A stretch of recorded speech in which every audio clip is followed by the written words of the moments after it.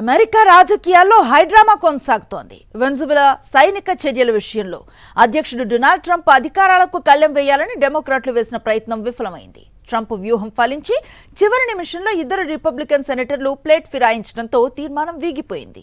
Vice president JD Vance కీలక vote వేసి Trump సర్కార్ను గట్టెక్కించారు.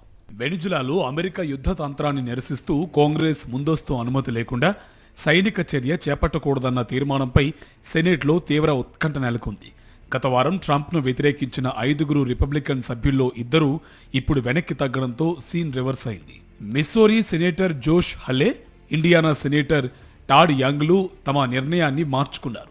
White house నుంచి వచ్చిన ఒత్తిడి, అలాగే secretary of state Marco Rubio ఇచ్చిన లిఖితపూర్వక హామీలతో వారు సంతృప్తి చెందారు.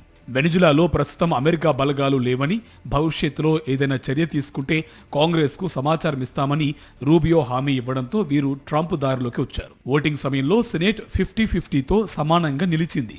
దీంతో సెనేట్ అధ్యక్షుడి హోదాలో వైస్ ప్రెసిడెంట్ జేడీ వాన్స్ తన నిర్ణయాత్మక ఓట్లను రిపబ్లికన్లకు అనుకూలంగా వేసి తీర్మానాన్ని అడ్డుకున్నారు. అయితే రిపబ్లికన్ పార్టీకి చెందిన సెనేటర్ రాండ్ పాల్ మాత్రం ట్రంప్ తీరును తీవ్రంగా తప్పుబట్టారు. ఇది ప్రజలను తప్పుదో పట్టించడమేనని మండిపడ్డారు.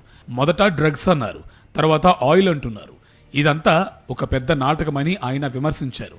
అటు డెమోక్రాట్ సెనేటర్ టిమ్ కైన్ స్పందిస్తూ, వెనిజులా ఆయిల్ అమెరికా ఆధీనంలో ఉంది, అక్కడి ప్రభుత్వాన్ని మార్చింది మనమే, ఇవన్నీ యుద్ధ చర్యలు కావా అని ప్రశ్నించారు.